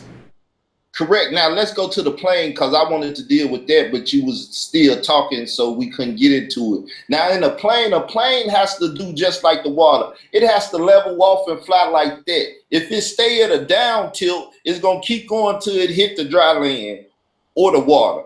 If it keep in an upward tilt, it's gonna go until it can't go no more and stall out and just start falling down. It has to level itself off. So the thing you say that the pilots use, that is to level it off in the sky where you can't see something that's level. You have to use that to say, oh, okay, I'm level now. I can see I'm level with this plane. At this altitude, this plane, I'm level. Then they can go up the altitude and then they got to level off again. So that really don't have nothing to do with round this globe. Oh, yes, it does. Hold on, wait, brother. You got to let me make my claim. I know 2 pilots personally, and I can get them on the panel right now. They'll make you eat them words up and shit them out. Guess what? A pilot will tell you they couldn't even land if the earth was spinning 1,000 feet up under them. Israel, use your head. No, let me finish. I just let you finish. I will leave the show. Check this out, man. You gotta let it be a dialogue and let me speak too, man, like I do for you, brother. So listen, if you're on the back of a truck and the truck is going 60 miles per hour and you jump straight up, are you gonna land back on the damn moving truck? Hell no. You're not gonna land back up on a moving truck. Now take the earth and spin it 1,000 miles per hour and try to land a plane on it. And the key words that you use in your pilot experiment was level, not curve, brother. In fact, a level couldn't even work on a globe. The tool called a level, that couldn't work on a globe. Hey, you got your Kimbo Slice look going now. You got that note. Hey, look, when you was doing your hand like that, it reminded me of that Destiny Child. No, no, no, no, no. Make me say, yeah, yeah, yeah. You had that no, no, no hand. You changed the conversation about landing the plane. I'm talking about flying the plane and leveling it off in the sky. I didn't say landing it. Brother, hold up, wait a minute. Ain't taking off and landing part of flying the damn plane? Can you fly the plane without, and hold on, brother. Listen to me. Listen to me, brother. If you're here to learn or debate, you're asking a question that you don't know. I'm trying to explain it to you. I'm not asking the question. I'm telling you that when I made the statement, I heard you, and I want to deal with that. Hold up, though, brother. I'm not talking about taking off. Don't talk about taking off. I'm not talking about landing. Don't talk about landing. So can I talk about that? So can I talk about what you talked about? All right. Do you know what a plane is? Not an airplane. We talking about grassy land, like the Great Plains. You do know that a plane is a flat land. Now, what I'm saying is this: an airplane travels a flat horizon, and the gauge of the plane has to match the ground in order for it to stay level. Meaning, if you look at a pilot gauge, you see a circle with a straight line right in the middle, and that line isn't curved. In order for the plane to stay level with that straight line, the ground beneath it have to be a straight line. Ain't no fucking way a pilot can have a straight line on their gauge, but the ground beneath them is balled up and they still stay level. Level with what? how do you line up a line with an arch? So the plane is called an airplane because the pilots fly even with the earth plane. And if you want to see an example of how a plane would look going over the horizon on a globe, let me show you so you can free your mind, my brother. Take a look at the screen. Have you ever saw this shit? Have you ever saw this shit in your reality? Have you ever saw the belly of a plane going down under the curve while the ship go down under the curve too? And if that's so, why the hell the earth ain't curved from left to right? Is it a fruit roll up now? Use your head, brother. I ain't nothing about that. All that is bullshit to me. I wouldn't even. All right, man. Apparently you don't get what I'm showing you on how a plane stay even in flight. I'm talking about one thing. When the pilot is in the air, if this dude is funny as hell. Let me finish. Dude, you so slow. Hey, I'm sorry, bro. But hold on, let me say this. Hold on, I gotta go, but check this out. Hold on. Let me say this. Let me say this, man. Do me a favor, Israel, and real talk. I got a crowd to get to. Listen to me. Go and research horizon and vanishing point. Do the basic research of flat earth and then email me. Brother, because I just went, hold on. I just went through kindergarten shit to show you how a plane stayed even with the plane, and you don't get it. So go research it. Okay, listen. Hold on, brother. Listen. Go research it. Go research. Hold on. I'm trying to set something up with you. Calm down. Great show today. Don't trip. Ain't no need. Let me show my camera real quick so you can see that it ain't no love lost. Hold on. I have to take my shit and put it in the blender and mix it up. Calm down, brother. It's nothing but love. Listen. Let me talk to you a minute. Hold on. Check this out, man. It's been a damn great show. I've answered a lot of questions. We 2 hours in. We talked about so much. But what I see now, my brother Israel, is that what I want you to do for me is research it some more, because my brother Dreads, you know him, you've been exposed. He have a daughter, and I ain't gonna lie to you, she know flat earth. And I would tell you that the shit that I just explained, she understand. I know I have taught the globalists that are teenagers, and they're not flat earthers, but when I explain what I just explained to you about an airplane being even with the plane, even a teenage globalist have told me, I totally understand how that can work on a flat earth, but the earth isn't flat because this is why in the moon phases and they go into their spiel. But the fact that they understand what I just said, let me know they scientific. They've done a little research and understand, physics and basic science. I'm not insulting you. I'm saying go and research just the basic flat earth videos. I'm on an advanced level. I'm just telling you, you have to research the basics, because if you don't understand what I just broke down, brother, I don't know what to do for you, man. You need to take on your own time, look at some videos and get me back on and let me know what you research, what you don't get, and we can start from there, because it's hard to build if you don't have done no flat earth research. It ain't about flat earth at this point. If I go to PowerPoint right now, on that thing, right? At some point, it's got a basic. What is it called? It's called a ruler, right? So you can deal with a flat line on the paper you draw. In every part of the paper, it has a line, meaning a level, and it's plain, just like if you had a ruler with the water in it, and you put it on something to see if it's level. It's called a level, right? So no matter where it's at on that line, you want it to be level.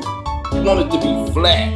This is when you create a building or something and you want it leveled off, flat, smooth surface, flat surface. So now in the sky, when the plane is flying, if the nose is upward, it's gonna keep going like this. It'll never level off. If it's downward 90 or whatever degrees, it's gonna keep going at that. Just like a car, if you driving it and you got the steering wheel a little bit over here, the car gonna keep going that way. If you got a little bit this way, it's gonna go that way. If you want to level it off, you have to keep it directly in the middle so it can stay straight. Right? That is simple. As you say, I don't need to watch nobody video. I don't need to fucking read a book. I don't need to fuck with nothing but what the creator put in me to understand angles and shit like that. That is elementary life. If you don't understand it, if you keep the wheel or you keep the nose of the plane a certain way and don't level that bitch off or straighten it up, it's gonna keep whatever direction you. Do you agree or disagree? Now, like you said, it's basic elementary shit. So based on your agreement or disagreement, hold up, let me answer you. Calm down, I got you. Let me answer you. I actually have an experiment that'll answer both of us. We don't have to make this a level of agreement. We can make it a level of fact. So let me make a proposition to you. You just mentioned some tools that we can use to prove this stuff. So you mentioned a level and how a level, the bubble got to stay in the middle and for it to be level. So let me ask you a question. If an airplane is nosediving, like you say, if I took a level onto a plane, would the level move? Would the level mimic the nosediving of the pilot? If I took an actual level in the plane, every time the pilot nosedive, wouldn't my level bubble move? Yes or no? If it nosediving, yes, it'll go up, I believe. Yeah, I got my direction right. Yeah, if you take a level in the plane, when the plane is level, it's gonna be in the middle. But when it start nosediving to compensate for the curvature, that level gonna go down and back up again and keep going down like that. You know what I mean? Leveling out, right? Yeah. All right. So now both of us got a visual in our head on something that we can kind of go off for an experiment. What if I told you that I have a friend of mine who did that experiment? He took a spirit level onto an airplane to see if there was any dipping on the nose. And what he found out was the whole entire trip, it was perfectly level. What if I told you I can play a video for you right now that'll prove this in an experiment that'll give both of us undeniable proof where we don't have to argue. We can use science and experiment so we don't have to be chaotic and go back and forth. We can be like intellectual people and do science and experiment. So that's a good one. Taking a spirit level onto a plane to test to see if the nose is tilting. Now let's play the video if you don't mind, and let's look at. Hold on before you play the video. Now, video, just like Hollywood and shit, somebody could do something. No, I know this dude. I can call him right now. This ain't a video. This ain't just a video. Let me just say this. Now, if you say, come on, let me meet up and get in the plane and try this shit, I'll be more likely to stand up with a camera with you and we record the shit. And then I say, that's fair enough. Right. So now can I move on? Hold up. Since you ain't going to let me do that, can I just move on to my next point so we don't waste time? Because I got to go. You can play the video. I don't have no problem. I'm just saying I won't believe that shit until you do it. I got you. I can respect that. I can respect that. In that case, it ain't no need for me to play the video, but I do got a question based on what you just said. Please play the video. Hold up, my brother. Hold on, brother. Don't be difficult because I got a little time and I want to go. I can email you the link and you can upload the video on your channel because the brother don't care if you share his content, and it'll actually give you a lot of fucking views. And it'll actually answer a lot of questions for people with that video got over 1 million views. I'm gonna send it to you. But to save our time, the reason I'm not playing it because after I play it, you're gonna be like, well, hey, I didn't go, so fuck it anyway. And I don't really want to waste the time. So I do got a question for you. I like men like you, first-hand men that say, I don't give a fuck about your video. If I didn't go, then I don't go with it. I can actually respect that because then I know now you don't give a fuck about NASA going to the moon. You don't give a fuck what they say about all this space. My brother Israel worried about his reality and how he can prove it. Man, look, that's the realest shit I've come across in a while. But with that being said, I got to challenge you on it. Now I'm gonna ask you a couple of questions to get to a point. If you answer them briefly, I really prefer you do yes or no. I can really get to my point, and I'm not trying to set you up or none of that. I'm with you. I'm with you. All right. So your name is Israel Doctrine. What's your connection to Israel? My question is Israel something special to you? Israel is a spiritual people, so yes.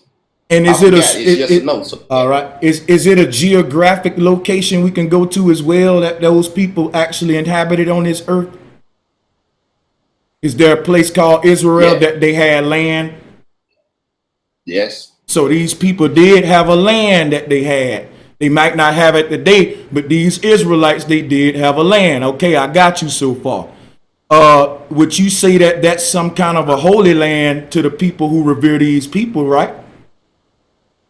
Yes. And that's why you chose the name Israel Doctrine. I get it, and I fucks with that. But my question is, have you ever been to Israel in your life? No. You see what I just did right now? You ain't do shit but ask me a bunch of questions. All right, now let me tell you what I just did. When I asked you that you ever go to Israel in your life, you said no. But yet everything that the people said about Israel that makes it so called holy, you never went there to go and see or prove it. Now, when I talk about Jabari, he said a lot about Kemet, and I can't say nothing about the man. He actually went to Kemet. He went to prove what he's saying for himself. You never been to Israel, but you done named your whole company Israel, and you never even been. And I told you, my brother, if I show you a video with this man doing an experiment, you said I got to go with him for me to do that. But you never been to Israel, yet you base your whole movement off of Israel. I rest my case, and I will be glad to build with you again in the future. It's been lovely. I just want you to think about that tonight.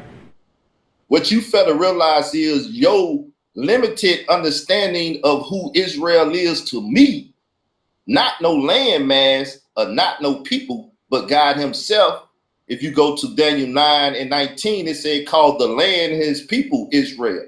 So now in calling my doctrine Israel, I say the God of Israel, whose name is Israel. These are his teachings based up off the literary text. That makes that correct. I cannot go to heaven and see if God up there and ask him, is your name Israel? Going to a landmass, the land of the fact that the God of Israel gave the name to Jacob. I can't go and find nobody named Jacob and say, Jacob, did you get the name Israel from God? So I can't do those things. Right? So now you want to go to faith and belief based up on fact and all of that. You see what I'm saying? That's simple though. That's all you dealing with. Like, well, you got to believe that. But faith and belief is the cornerstone of the Bible. It's the cornerstone. Right? Because if I believe it. So hold on, wait a minute. You asked the question. Hold on. I don't listen. You asked the question, please. I'm gonna be very brief with it. Oh my God. Let me finish this real brief. So if I believe it is true, if I imagine that it's a goddamn honey bun up here, I'm gonna be reaching for it and trying to eat it. Brother. No matter if it's true or not, brother, my belief in it is gonna be true and I'm gonna believe it. You just said your belief in something make it true, right? Right? It's gonna make it true every time. All right. To me. All right, listen, right now I'm believing hard as hell that a squirrel is moving in my stomach. I don't feel it though. That's good. I'm waiting. Hold up. I'm trying to use your science because we're dealing with science here. Not a man that's believing something saying if I believe it enough, it make it true. Now let me say what I'm saying here, man. You just said belief is the cornerstone of the Bible. That's because you're dealing with religion, not science. Belief is needed for religion, not science, brother. Science is hold on, I didn't finish yet. Science is dealing with facts. I don't have to believe that when the sun is directly over my head, that's the hottest time of day. We call it afternoon, and boy, it burns your ass up here in Nevada. Listen, when the sun go away, it cools off at night. That's a fact. That's a FACT. That ain't got shit to do with belief. In fact, 2 + 2 is a fact. And these are facts, brother. I'm not done. Every time you talk, you get to talk. Hey, Every time. I said before we got into this that interview time is brother, over. Please. If I need to cut you off, you said cut me off. Now you saying, brother, I'm gonna leave you, man. I'm gonna have to leave you, man. I can't do this shit, y'all. I can't do this shit, man. I'm sorry, man. I gotta get the fuck up out of there, man. Yeah, I got to get out of there, man. This dude making my energy just. I'm sitting here I'm getting worked up. I gotta go. There's no getting through to this dude. Why try? I'm learning now that everybody just ain't gonna reach the promised land. I gotta deal with it, man. Yep. But shout out to Israel Doctrine, man. I need a break, brother. I can't go no more, man. I fucking need a break. I never saw someone that dodged so much shit like this brother. Yo, I'm gonna show y'all how this brother be dodging shit real quick. Hold up.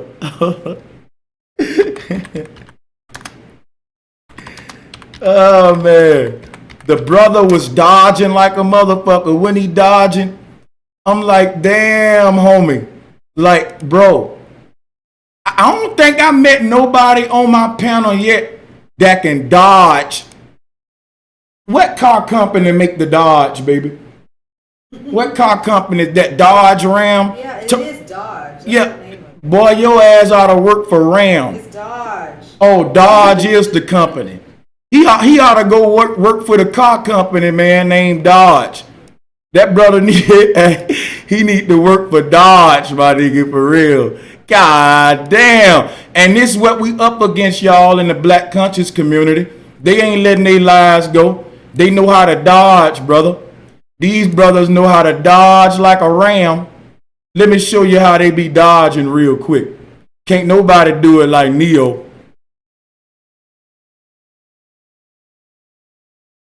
Because he be dodging like a ram. Dodging like this dude right here. Look, hit that shit one more time, Neo. Uh-oh. Here go Israel with the Bible. They shooting the script. They shooting the devil at him. Look at him dodge that shit. Uh-oh. Flat earth. Horizon. Water don't bend. Oh, he dodging that shit. Oh, gravity is a theory. One of them got him. Got that man down. Shout out to that brother, man. God damn, man. He need a trophy from Dodge Ram. And when he get that motherfucker, you know what they need to play when he walk up there to get it? This is what they need to play, y'all. They need to give him a trophy for dodging. And when they give him the motherfucker, they need to play this song when he walk up there to get his trophy, y'all.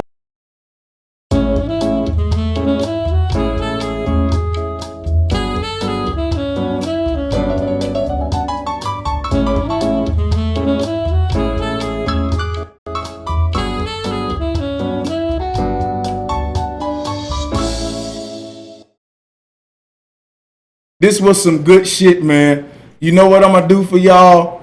I'm going to end this one and I'm going to be back, man. I need to go ahead and have me some lunch because I just had, he was like an appetizer. You know, everybody order appetizers for the real meal. I'm about to literally go eat. The dude was like an appetizer. This dude still won't say whether he a flat earther or globe earther. So I don't even know what the hell he debating. I just know he don't let you talk and he long-winded as hell. And I just can't do it. I was tired of looking at that mustache. I was like, damn, you know what? I remember my uncle had a mustache like that. And one day my uncle came over my house and there was some bird doo-doo in his mustache. Don't let no nest grow on in that motherfucker. Let me tell you something. That's some funny shit. Shout out to the brother. We can hook up again in the future, my brother. Just email me. But I had to take a break, man. But I'll be back later to have probably an open panel, if not today, tomorrow. But I'll try to be back tonight because I do want to build with y'all about this little debate, if you want to call it that. I was supposed to been debating his homeboy G Consciousness. Maybe he can bring him on. But I got to fall back because I want to make a Jabari response video. Shout out to Jabari. Jabari sent me a friend request on Facebook today. So me and Jabari Osazi, we friends on the book. That's good. So now I can message him and we can arrange this next sit down, hopefully without Sarnetta instigating ass, because that was a 2-on-1. So y'all look forward to that. Let me say flat power to all of y'all. Sorry that I wasn't looking at the chat. I got so much shit open, but I love y'all. I'll be back later. Salute.